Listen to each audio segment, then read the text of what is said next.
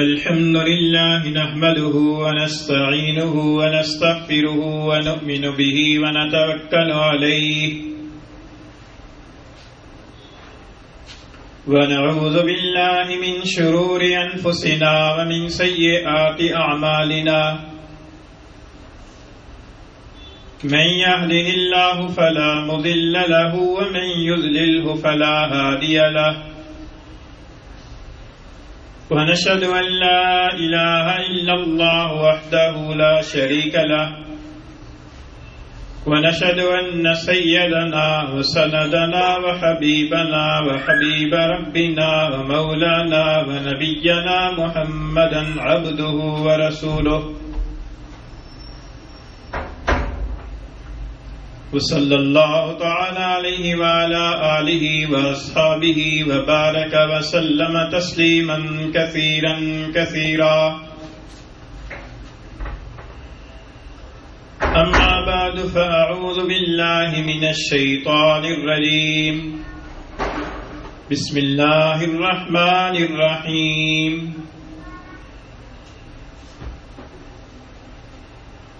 لقد كان لكم في رسول الله أسوة حسنة لمن كان يرجو الله واليوم الآخر وذكر الله كثيرا وعن جابر بن عبد الله رضي الله تعالى عنه قال قال رسول الله صلى الله عليه وسلم أما بعد فإن خير الحديث كتاب الله وخير الهدي هدي محمد صلى الله عليه وسلم وشر الأمور محدثاتها وكل بدعة ضلالة أو كما قال رسول الله صلى الله عليه وسلم صدق الله مولانا العظيم وصدق رسوله النبي الكريم ونحن على ذلك لمن الشاهدين والشاكرين والصلاة والسلام على سيد الأنبياء والمرسلين والحمد لله رب العالمين. گرامی قدر سامعین، آپ کے سامنے 21ویں پارے سے سورہ احزاب کی ایک آیت کریمہ تلاوت کی ہے، اور حضور اقدس صلی اللہ علیہ وسلم کے ارشادات میں سے ایک ارشاد گرامی جس کے راوی حضرت جابر بن عبداللہ ہیں، وہ ارشاد آپ کے سامنے خطبے کے اندر پڑھا ہے، اور اس ارشاد کو امام مسلم رحمہ اللہ نے اپنی صحیح مسلم میں نقل فرمایا ہے. یہ جو آیت کریمہ ہے، اس آیت کریمہ میں اللہ تعالیٰ نے ارشاد فرمایا کہ لقد کان لکم فی رسول اللہ اسوۃ حسنہ، کہ البتہ بے شک تمہارے لیے رسول اللہ صلی اللہ علیہ وسلم کی ذات میں ایک بہترین نمونہ ہے. لمن کان یرجو اللہ والیوم الآخر، اس شخص کے لیے کہ جو اللہ کا اور قیامت کے دن کی امید رکھتا ہو،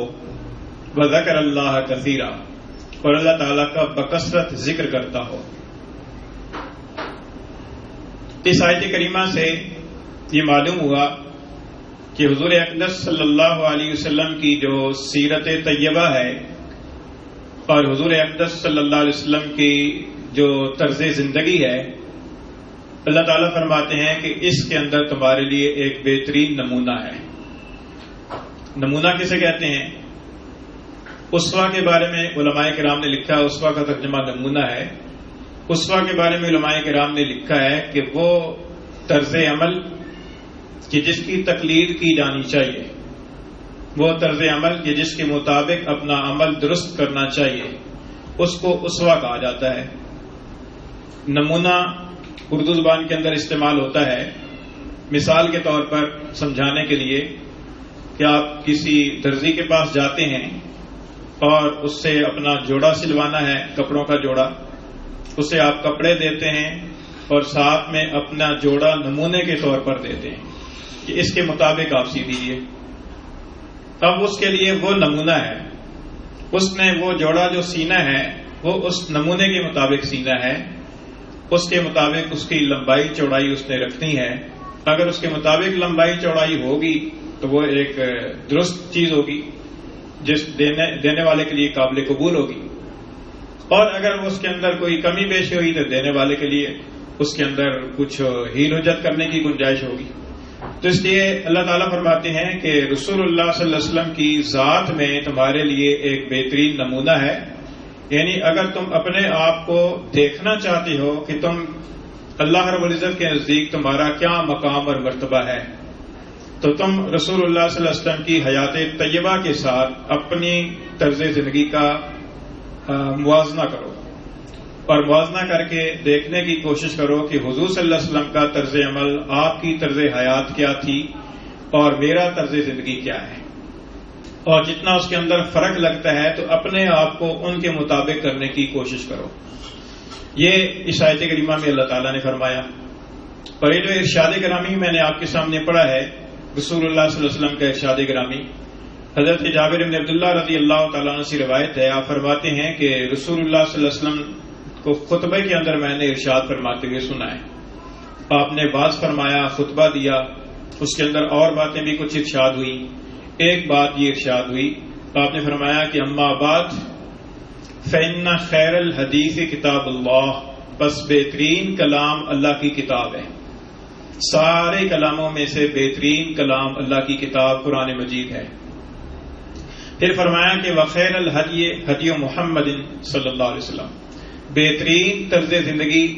حضرت محمد مصطفیٰ صلی اللہ علیہ وسلم کی طرز زندگی ہے. آپ علیہ الصلوۃ والسلام کی سیرت ایک بہترین سیرت ہے. اور فرمایا کہ وشر الامور محدثاتها، اور تمام کاموں میں سے جو سب سے برے کام ہیں وہ نو ایجاد کام ہیں، ایسے کام کو جن کو دین کے عنوان سے ایجاد کر لیا جائے. یعنی وہ رسول اللہ صلی اللہ علیہ وسلم کی سیرت طیبہ، آپ کی سنتوں سے، خلفائے راشدین کے عمل سے، صحابہ کرام کے اسوہ حسنہ سے وہ چیز ہمیں نہ ملتی ہو، اور بعد والوں نے ایک عمل اپنی طرف سے کر کے اس کی نسبت اللہ اور اللہ کے رسول کی طرف یا صحابہ کرام کی طرف اس کی نسبت کر دی ہو، اس کی پر دین کا عنوان اور لیبل لگا دیا ہو. فرمایا کہ شر الامور محدثاتها، کہ یہ جو نئے نئے کام ایجاد کر کے ان کی پر دینداری کا لیول لگا لیا جاتا ہے، عنوان لگا دیا جاتا ہے، یہ برے کام ہیں. پھر فرمایا کہ وَكُلُّ بِدْعَةٍ ضَلَالَةٍ، اور ہر بدعت جو ہے نا یہ گمراہی ہے. یعنی جو نیا کام جو زمانہ خیر القرون کے اندر نہیں ہوتا تھا، اس کو بعد میں بنا کر اس کو دین سمجھنا شروع کر دینا اور اس کو دین کے عنوان سے پیش کرنا، فرمایا کہ یہ بدعت ہے، یہ گمراہی ہے. اس سے یہ معلوم ہوتا ہے کہ ہمارے لیے جو اسوہ حسنہ ہے وہ رسول اللہ صلی اللہ علیہ وسلم کی سیرت طیبہ ہے اور صحابہ کرام کے طرز زندگی ہے، اور خصوصاً خلفائے راشدین ان حضرات کا جو طرز زندگی ہے وہ ہمارے لیے دینی اعتبار سے قابل تقلید عمل ہے اور قابل تقلید نمونہ ہے. اب رسول اللہ صلی اللہ علیہ وسلم جو تعلیمات لے کر آئے ہیں ان تعلیمات کے اندر بہت ساری چیزیں شامل ہیں. رسول اللہ صلی اللہ علیہ وسلم کی جو سیرت طیبہ ہے اس کے بارے میں اگر دیکھا جائے تو بنیادی طور پر دو بڑے حصے ہیں سیرت طیبہ کے. ایک سیرت طیبہ کا وہ حصہ ہے کہ جو حضور اقدس صلی اللہ علیہ وسلم کے ارشادات کی صورت میں ہمارے سامنے موجود ہے، جن کو احادیث کہا جاتا ہے، کہ جن کے اندر حضور صلی اللہ علیہ وسلم نے کچھ ارشاد فرمایا ہے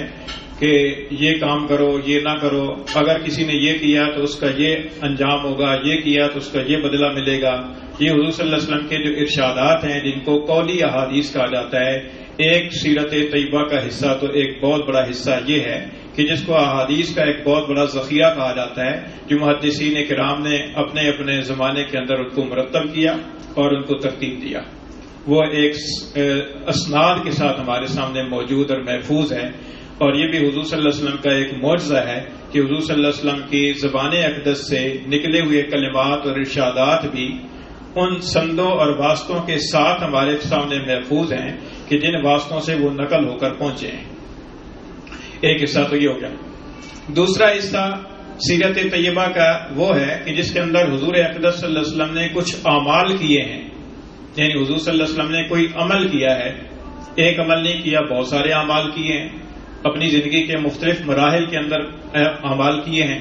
حضور اقدس صلی اللہ علیہ وسلم کے ان اعمال کو بھی صحابہ کرام نے اور نقل کر کے پھر آگے واسطہ در واسطہ ہو کر ہمارے سامنے پہنچے ہیں کہ حضور صلی اللہ علیہ وسلم نے یہ عمل کیا ہے۔ مثال کے طور پر نماز کے اندر آپ نے رکوع اس طریقے سے کیا ہے، نماز کے اندر سجدے کے اندر آپ نے یہ کلمات پڑھے ہیں، آپ صلی اللہ علیہ وسلم نے نماز کے آخری قاعدے کے اندر یہ دعائیں پڑھی ہیں، یہ ہمارے سامنے یعنی عمل کی صورت کے اندر ہمارے سامنے موجود ہیں۔ یہ جس سیرت طیبہ کا دوسرا حصہ ہے عمل۔ اب ہمارا کام اور ہماری ذمہ داری یہ بنتی ہے کہ ہم حضور اقدس صلی اللہ علیہ وسلم کے ارشادات کو بھی سامنے رکھ کر ان کے مطابق عمل کرنے کی کوشش کریں، اور حضور اقدس صلی اللہ علیہ وسلم کا جو طرز زندگی ہے اور آپ کا جو اسوہ حسنہ اور آپ کا عمل ہے، اس عمل کے مطابق اپنے اعمال کرنے کی کوشش کریں۔ اس کے اندر جو ہے نا وہ ایک مثال کے طور پر ایک ذکر کرتا ہوں کہ مثال کے طور پر حضور اقدس صلی اللہ علیہ وسلم نے انسان کی ولادت سے لے کر اس کی موت تک جتنے بھی مراحل ہیں، جتنے بھی زندگی کے اندر پیش آنے والی چیزیں ہیں، کام ہیں، وہ سارے آپ صلی اللہ علیہ وسلم نے کچھ اپنے ارشادات کے ذریعے سے، کچھ اپنے اعمال کے ذریعے سے امت تک پہنچائے ہیں، امت کو تعلیم دی ہے، امت کو سکھایا ہے۔ مثال کے طور پر بچہ پیدا ہوتا ہے تو بچے کی پیدائش پر کیا کرنا ہے، اس کے بارے میں حضور صلی اللہ علیہ وسلم کے ارشادات بھی ملتے ہیں کہ یہ کام کرنا ہے، حضور صلی اللہ علیہ وسلم کے عمل بھی ملتا ہے کہ حضور صلی اللہ علیہ وسلم نے بچوں کی پیدائش پر خود کیا طرز عمل اختیار فرمایا۔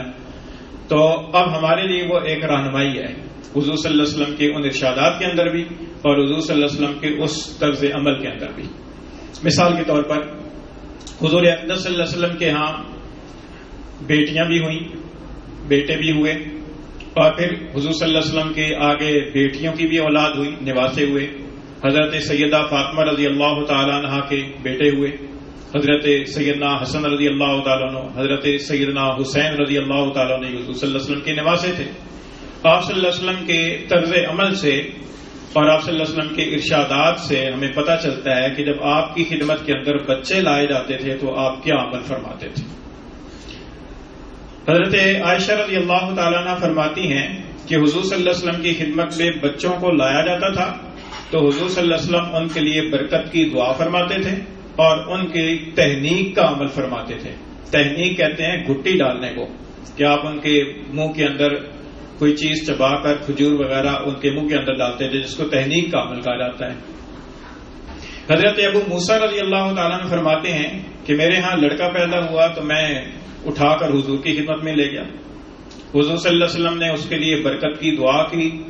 کھجور جو ہے وہ اس کو چبا کر نرم کر کے اس بچے کے تالو کے ساتھ لگائی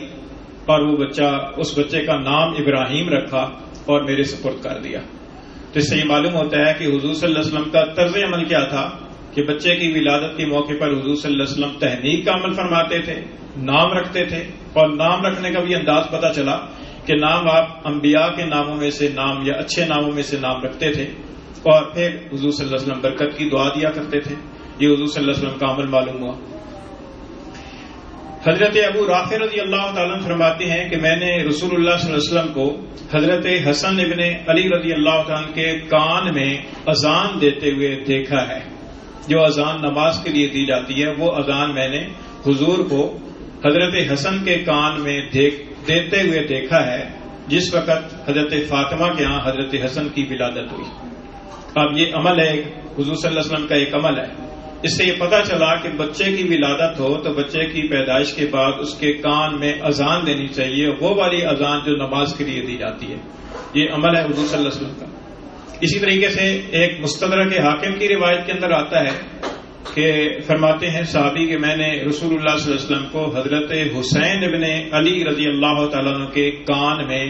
نماز والی اذان دیتے ہوئے دیکھا ہے جبکہ حضرت فاطمہ کے ہاں ان کی ولادت ہوئی۔ اس سے یہ معلوم ہوتا ہے کہ حضور صلی اللہ علیہ وسلم نے ان کی پیدائش کے موقع پر ان کے کان میں بھی اذان دی۔ اور پھر دوسری روایات کے اندر آتا ہے کہ رسول اللہ صلی اللہ علیہ وسلم نے حضرت حسن اور حضرت حسین رضی اللہ تعالیٰ عنہما کی طرف سے عقیقہ کا عمل بھی انجام دیا۔ اس سے یہ معلوم ہوتا ہے کہ بچے کی پیدائش پر عقیقہ کرنا یہ بھی حضور صلی اللہ علیہ وسلم کے طرز عمل سے ثابت ہے. اور پھر حضرت حسن اور حضرت حسین رضی اللہ تعالیٰ عنہما کے ختنہ کروانے کا ذکر بھی احادیث میں ملتا ہے کہ ان دونوں کا حضور صلی اللہ علیہ وسلم نے ختنے کا عمل بھی 7ویں دن کروایا. تو یہ میں مثال کے طور پر دے رہا ہوں کہ ایک عمل ہے بچے کی ولادت کا. بچے کی ولادت کے موقع پر حضور صلی اللہ علیہ وسلم کے ارشادات سے، اچھا اس کے بارے میں ایک ارشاد بھی سن لیجئے. حضور صلی اللہ علیہ وسلم نے ارشاد فرمایا کہ تم قیامت کے دن اپنے ناموں اور اپنے آباؤں کے ناموں سے، باپوں کے ناموں سے پکارے جاؤ گے، لہذا اپنے بچوں کے نام اچھے رکھا کرو. قیامت کے دن پکار لگے گی کہ فلاں بن فلاں کہاں ہے، تو بچے کا نام اور والد کا نام لیا جائے گا. تو فرمایا کہ اپنے بچوں کے نام اچھے رکھا کرو. یہ حضور کا ارشاد ہے. تو حضور صلی اللہ علیہ وسلم کے ارشادات سے اور حضور صلی اللہ علیہ وسلم کے طرز عمل سے ہمیں یہ سبق حاصل ہوا کہ بچے کی ولادت کے موقع کی پر حضور صلی اللہ علیہ وسلم کیا کیا فرما کر گئے ہیں اور حضور صلی اللہ علیہ وسلم کیا کیا ہمیں عملی طور پر کر کے دکھا کے گئے.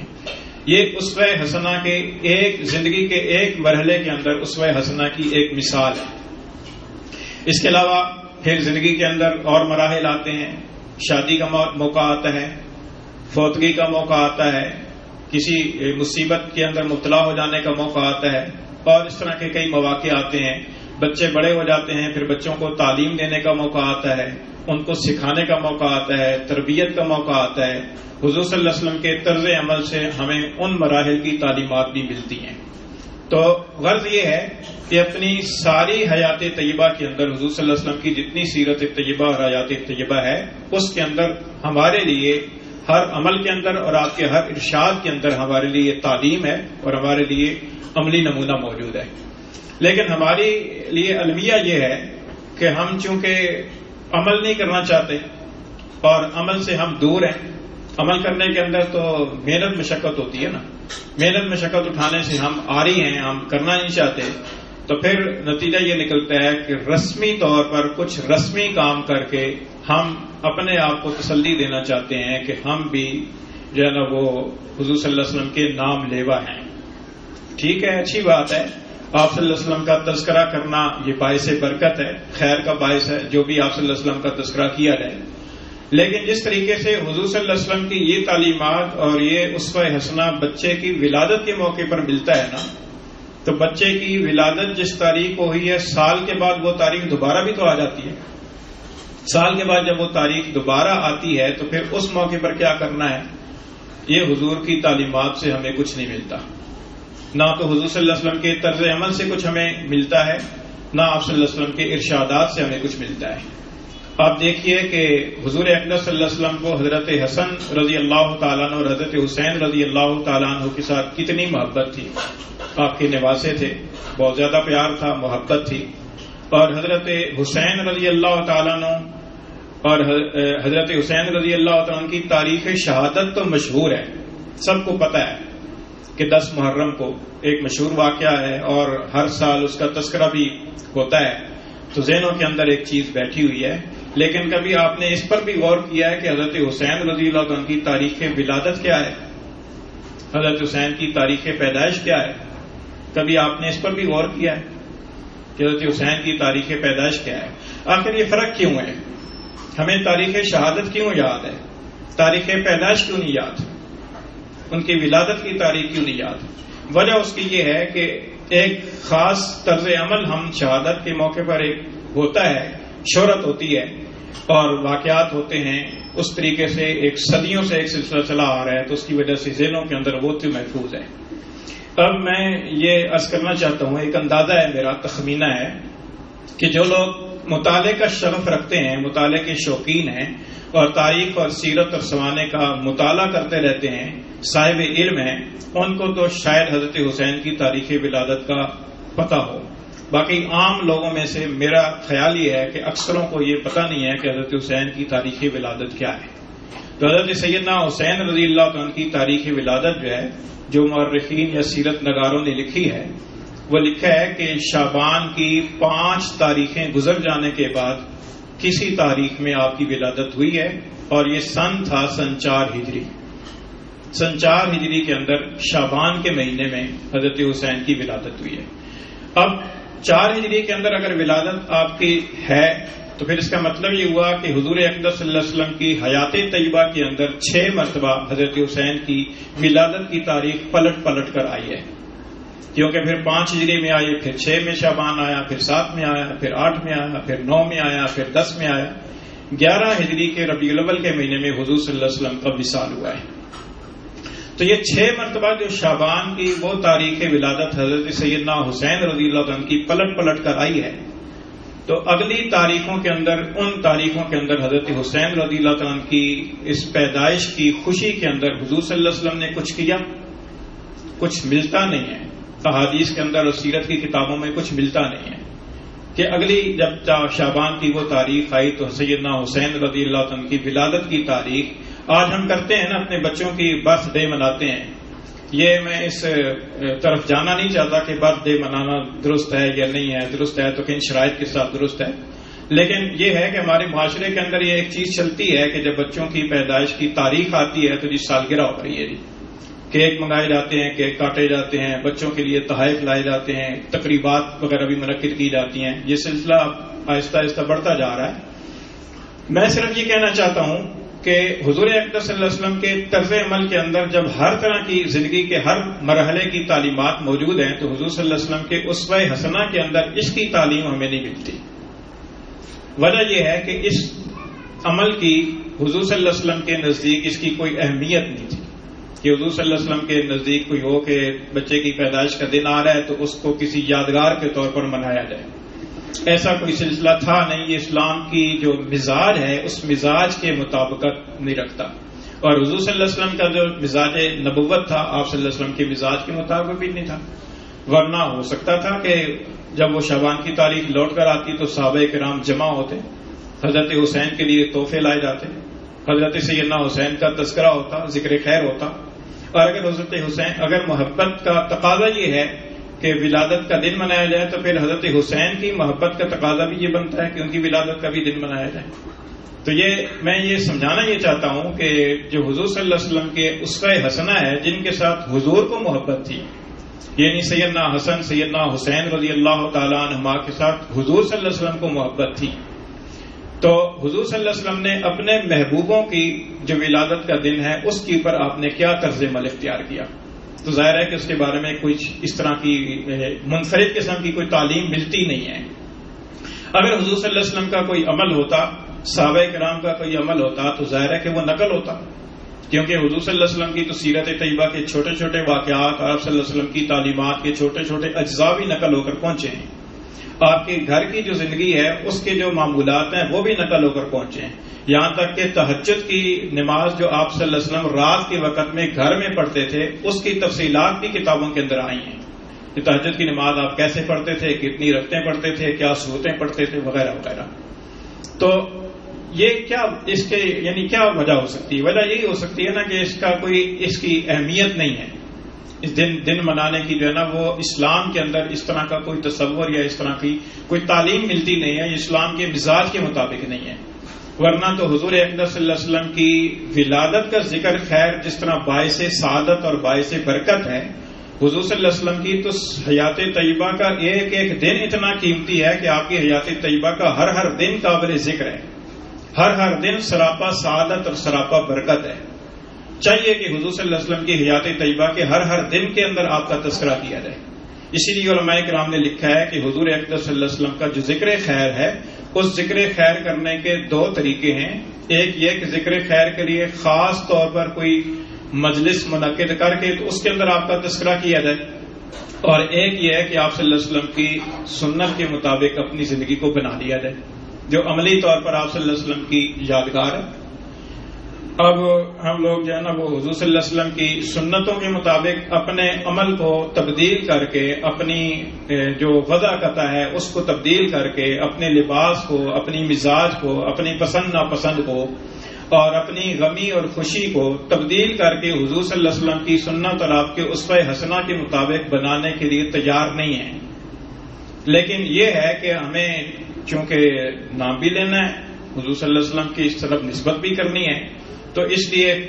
ایک سال کے اندر ایک دن جو ہے نا وہ منا کر ہم یہ سمجھتے ہیں کہ ہم نے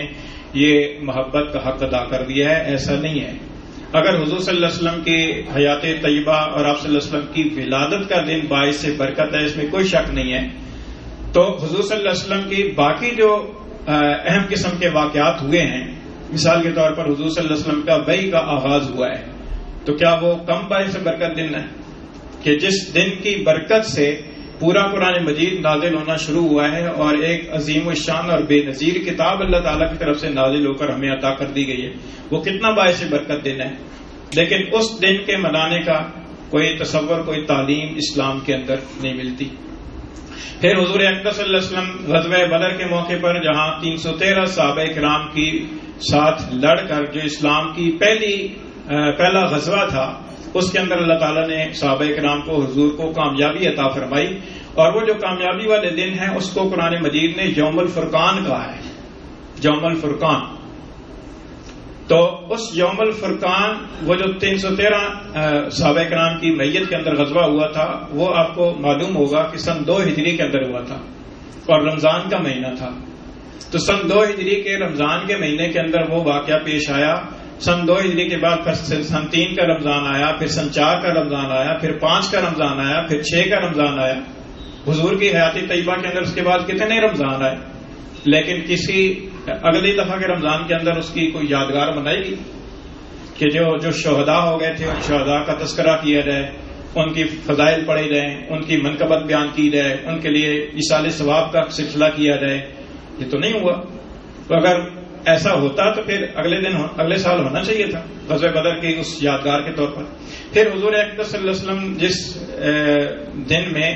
یعنی جس زمانے کے اندر آپ ہجرت کر کے مکہ سے مدینہ تشریف لے گئے ہیں اور مدینہ منورہ کے اندر مسجد نبوی کی بنیاد رکھی گئی ہے اور اسلامی ریاست کی پہلی مرتبہ بنیاد رکھی گئی ہے، وہ دن آپ کیا سمجھتے ہیں کہ کوئی یادگار دن نہیں تھا؟ یادگار دن تھا۔ ریاست، اسلامی ریاست کی بنیاد رکھی جا رہی ہے، مسجد نبوی جیسی مسجد کی بنیاد رکھی جا رہی ہے، لیکن وہی دن اگلے سالوں کے اندر پھر بھی لوٹ کر آتا رہا، لیکن کہیں اس طرح کی کوئی تعلیم نہیں ملتی۔ حضور صلی اللہ علیہ وسلم کے اسوہ حسنہ سے کوئی رہنمائی اس طرح کی ملتی نہیں ہے۔ پھر آگے چلیے، فتح مکہ کے موقع پر جب مکہ مکرمہ فتح ہوا، جس دن میں مکہ مکرمہ فتح ہوا، تو وہ دن کوئی کم یادگار ہے۔ حضور صلی اللہ علیہ وسلم کی میت کے اندر صحابہ کرام آئے، مکہ مکرمہ فتح ہوا، دوبارہ مکہ مکرمہ کے اندر آپ کا اور صحابہ کرام کا داخلہ ہوا، اور بیت اللہ شریف کی چھت سے سیدنا بلال رضی اللہ عنہ کی اذان پہلی مرتبہ گونجی ہے، تو کیا وہ دن یادگار کے قابل نہیں تھا؟ یہ فتح مکہ کا جو واقعہ ہوا ہے سن 8 ہجری میں ہوا ہے، پھر اس کے بعد سن 9 ہجری کا رمضان آیا، وہی تاریخ لوٹ کر آئی فتح مکہ والی، پھر سن 10 ہجری کے اندر آئی، لیکن کوئی اس طرح کا اسوہ حسنہ آپ صلی اللہ علیہ وسلم کی حیات طیبہ میں آپ کے طرز عمل سے یا آپ کے ارشادات سے یا صحابہ کرام کے عمل سے اس طرح کی کوئی ملتی نہیں ہے۔ وجہ اس کی یہ ہے کہ صحابہ کرام جو ہے نا وہ دل سے محبت کرنے والے تھے، وہ حضور صلی اللہ علیہ وسلم کے لیے جانیں قربان کرنے والے تھے، مخلص تھے۔ آج ہم نعرے لگانے والے ہیں، ہم نعرہ لگاتے ہیں کہ غلامی رسول میں موت بھی قبول ہے، اگرچہ موت بھی آتی ہے تو غلامی رسول میں آ جائے، جان کی بھی پرواہ نہیں ہے، لیکن جو یہ نعرہ لگانے والے ہیں وہ یہ نہیں کہتے کہ غلامی رسول میں ہمیں سنت پر چلنا بھی قبول ہے، یہ نہیں کہتے، کیونکہ سنت پر چلنے کے لیے ایک تبدیلی کرنی پڑتی ہے نا، اپنے آپ کو بدلنا پڑتا ہے، اپنے آپ کو ہم بدلنے کے لیے تیار نہیں ہیں۔ ہم چاہتے ہیں کہ جہاں ہم ہیں، جس روش پر ہیں، ہم اسی طرح رہیں، ہمارے جو کام ہیں ان کاموں کی پر کسی طریقے سے دین کی مہر لگ جائے اور ہم کسی طریقے سے دینداروں کی فہرست میں آ جائیں، ہم یہ اپنے من چاہی کام بھی کر لیں اور ان من چاہی کاموں کی پر ہم چاہتے ہیں کہ دین کا عنوان بھی لگا رہے تاکہ ہم خرما و ہم ثواب دونوں کام ہمارے چلتے رہیں۔ تو ایسا نہیں ہوتا۔ صحابہ کرام نے قربانیاں دی ہیں، صحابہ کرام نے محبت کے اندر آ کر اپنا سب کچھ حضور صلی اللہ علیہ وسلم کی پر قربان کیا ہے۔ صحابہ کرام کی محبت کے اندر ذرا برابر بھی شک نہیں ہے، اور آج ہم جتنے دنیا روئے کائنات زمین پر مسلمان رہتے ہیں ان میں سے کسی مسلمان کے دل کے اندر اتنی محبت نہیں ہے جتنی محبت صحابہ کرام میں سے کسی ادنا صحابی کے دل میں تھی، اس لیے کہ وہ صحابہ کرام کے پاس وہ آنکھ تھی جس آنکھ سے انہوں نے حضور کی زیارت کی، ان کے پاس وہ کان تھے جن کانوں سے انہوں نے حضور کی آواز کو براہ راست سنا ہے۔ آج کون ہے روئے زمین کی پر کہ جو یہ کہہ سکے میں نے حضور کی زیارت کی ہے، جو یہ کہہ سکے میں نے حضور کے ارشاد کو اپنے کان سے سنا ہے؟ اور حضور صلی اللہ علیہ وسلم کا خود ارشاد ہے، آپ نے فرمایا کہ میرا صحابی اگر نصف سیر جو صدقہ کر دے اور بعد میں آنے والا احد پہاڑ کے برابر سونا صدقہ کر دے تو وہ میرے صحابی کے ثواب کو نہیں پہنچ سکتا۔ کیا وجہ ہے؟ وجہ یہ ہے کہ ان کے اندر اخلاص بہت تھا۔ آج ہمارے اندر نام و نمود، نمائش، دکھلاوا، اس طرح کی چیزیں بہت ہیں۔ آج ہم نیک بننا نہیں چاہتے، نیک دکھنا چاہتے ہیں۔ ہم چاہتے ہیں کہ ہم نیک دکھائی دیں، بھلے نیک اندر سے نہ ہو لیکن اوپر سے ہم ذرا بند کر رہے ہیں۔ ہم دیکھیں، لوگ دیکھیں تو لوگوں کی پر اثر بڑے بڑے بزرگ ہیں، متقی ہیں، فلاں ہیں، اندر سے چاہے ضمیر کالا ہی کیوں نہ ہو۔ تو یہ بہت بڑی غلط فہمی ہے، اپنے ساتھ بہت بڑی زیادتی اور ظلم ہے کہ آدمی جو ہے نا وہ نیک بنے نہیں اور نیکی کا ایک ڈھونگ رچا کر رکھے کہ میں بہت نیک ہوں، اور دوسرے لوگوں کو ایک جو ہے نا وہ اس کی پر نیکی اور زہد اور تقویٰ کے اندر مرغوب کر کے رکھے۔ ایسا نہیں ہونا چاہیے، بلکہ اندر سے تبدیلی آنی چاہیے۔ حضور صلی اللہ علیہ وسلم نے دلوں کی پر محنت فرمائی ہے۔ اسلام جو ہے نا وہ باہر سے نہیں آتا، اسلام اندر سے آتا ہے۔ جب انسان کے اندر تبدیلی آتی ہے، دل بدلتا ہے، اس دل بدلنے کے ساتھ پھر باہر جو تبدیلی آتی ہے وہ پائیدار تبدیلی ہوتی ہے۔ اسی وجہ سے حضور صلی اللہ علیہ وسلم نے دلوں کی پر محنت فرمائی اور صحابہ کرام کے دلوں کے اندر فکر آخرت اور آخرت کی اس جواب دہی کا احساس پیدا فرمایا۔ ان کے دلوں کے اندر حضور صلی اللہ علیہ وسلم کی محبت تھی، محبت حقیقت میں محبت تھی، محبت کا دکھاوا نہیں تھا۔ سچی محبت اور محبت کے دکھاوے کے اندر جو ہے نا فرق ہوتا ہے، اس چیز کو سمجھنا چاہیے۔ تو یہ جو میں نے آیت کریمہ پڑھی ہے اور حضور صلی اللہ علیہ وسلم کا ارشاد پڑھا ہے، اس کے اندر یہی ملتی ہے رہنمائی کہ حضور صلی اللہ علیہ وسلم کو اسوہ حسنہ ہر چیز کے اندر ہمیں مد نظر رکھنا چاہیے۔ اور ارشاد نبوی جو ہے اس کے اندر خود حضور نے فرمایا کہ بخیر الہدی ہدی محمد صلی اللہ علیہ وسلم کے بہترین سیرت جو ہے نا طرز زندگی وہ حضرت محمد صلی اللہ علیہ وسلم کا طرز زندگی ہے۔ اللہ تعالی ہمیں اس طرز زندگی کے مطابق چلنے کی توفیق عطا فرمائے۔ وما علینا الا البلاغ۔